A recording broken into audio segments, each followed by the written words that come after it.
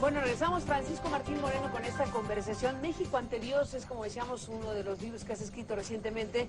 Y bueno, venías de una frase tremenda hace un momento que hablabas sobre tu opinión de la Iglesia Católica y su papel en México. Así es. Mira, te diría así, a grandes pasos, yo te decía que es la gran enemiga, o la peor enemiga que ha tenido México en su historia, ha sido la Iglesia Católica, porque si comenzamos a grandes pasos, vemos cómo durante toda la época, digamos, de la Inquisición y de la colonia en México, durante esos 300 años, la encargada de la educación era la Iglesia Católica. En 1821, cuando se da la independencia de México, 98% de los mexicanos no saben leer ni escribir. Este fue el primer gran resultado catastrófico de la Iglesia Católica, porque siendo la encargada de educar, no educó más que a las élites, a la gente adinerada, a los militares o a los políticos, pero a la masa del pueblo no la educó, 98%. Tampoco permitió que se abrieran las puertas de la migración para, como se hizo en Estados Unidos, quien quisiera llegar a los Estados Unidos pudiera llegar a trabajar con sus familias y a construir un nuevo país. Tuviera la religión que tuviera en Estados Unidos. Aquí en México se dijo, solamente pueden migrar a México las personas que sean católicas. Quien no sea católico no puede inmigrar. Entonces se cerraron también las puertas en inmigración. Después la Iglesia Católica se opone en 1810 a la independencia de México. Tan se opone que vemos cómo el sacrificio del padre Hidalgo, cómo le quitan la piel de las manos por haber tenido indebidamente los sacramentos en su poder, le quitan la piel de las manos, después lo fusilan y después lo decapitan y después cuelgan su cabeza en la alhóndiga de Granaditas. Durante 11 años queda colgada la cabeza de Hidalgo ahí. Entonces se oponen a la independencia, ellos se oponen a la independencia. Después, a grandes pasos, en 1836, derogan la Constitución de 1824. En 1836, derogan una Constitución y derrocan al gobierno de Valentín Gómez Farías. En 1858, derogan la Constitución de 1857 y convocan a la Guerra de Reforma, una guerra que dura 3 años. Me brinqué un capítulo muy importante.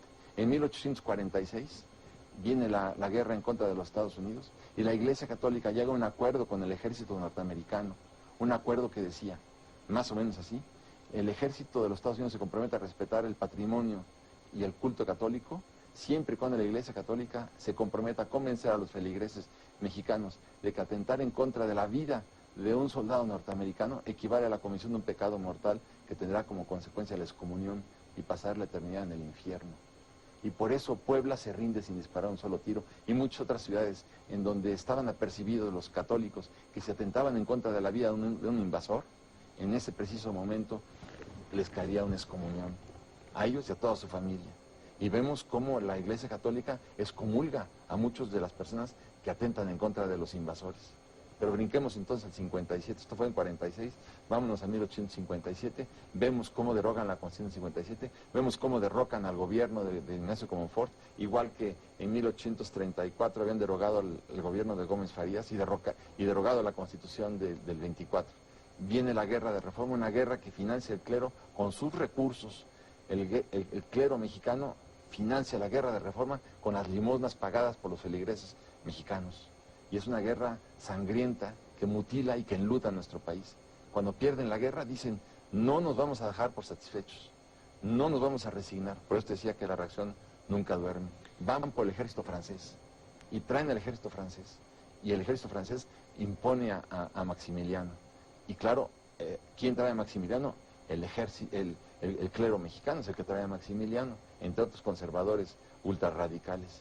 Y así vemos cómo después apoyan a Victoriano Huerta durante el asesinato de Madero. Vemos cómo están en contra de la Constitución también de 1917. Vemos cómo también quieren derogar la Constitución del 17 y vemos cómo la Iglesia Católica finalmente participa en el asesinato de un presidente de la República Mexicana, que es Álvaro Obregón. Entonces no solamente derogan constituciones, derrocan presidentes, sino también los asesinan. Déjame hacer una pausa y entramos en la parte final. Francisco Martín Moreno, aquí en CNN.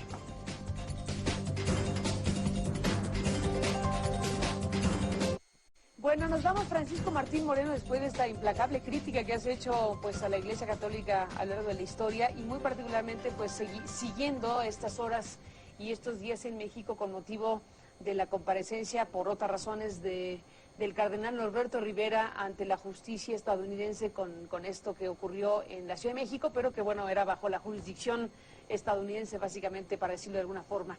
¿Qué esperar, Francisco, como comentario final de este caso en particular? Yo lo que espero es que finalmente se haga justicia, ¿no? Es una palabra que los mexicanos hemos olvidado. La justicia es tan importante, que se haga justicia y que se sancione a quien se tenga que sancionar. Pues ahí está el tema y lo seguiremos muy de cerca, Francisco. Gracias por estar aquí esta noche para conversarlo en CNN. Estaremos en contacto contigo si me lo permites. Por lo pronto, gracias por estar aquí. Gracias a ti, Carmen. Gracias a usted que nos acompañó en esta charla con CNN. Pásela bien, le espero mañana. Que descanse.